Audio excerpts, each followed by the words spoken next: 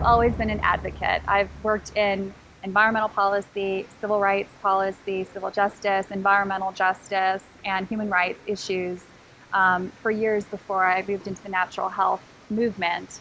But for me, it's always been about the common thread is that there are special interests out there that make decisions for us, for individuals, and that just is not okay with me.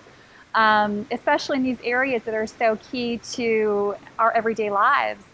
The air that we breathe, the natural health options we want to use with our families, human rights violations, all of these things have really driven my career path, but my life path. It's really one and the same.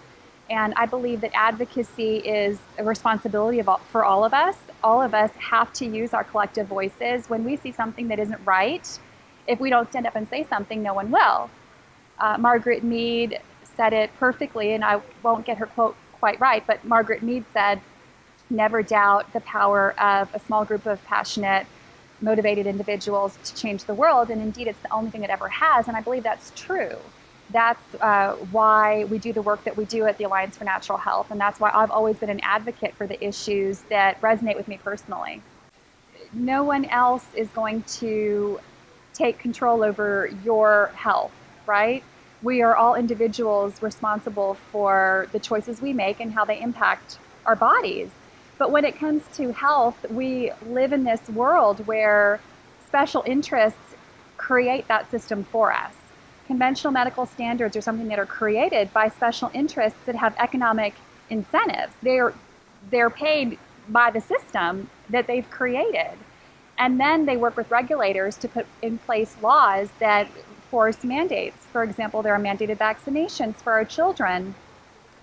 There are conventional medical standards that require certain types of treatments for different diseases. We don't have the free choice that many Americans would assume we should.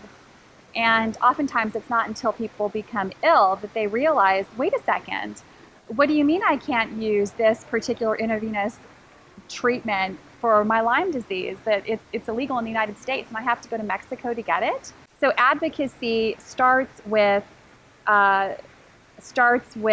the frustration that we all experience from not being able to operate freely in this world. Our rights are being challenged, and we get together and we use our collective voice to tell the regulators, to tell the special interests, to tell the powers that be that we get to choose what we do with our bodies, and when it comes to health, how we want to treat and protect our families. I encourage you all to take that personal responsibility for natural health in your own family. If this resonates with you, I encourage you to join the Alliance for Natural Health USA. Come to our website, subscribe to our newsletter, take action on all of the different policy-related issues that we're working on. We need your voice, and we need your help.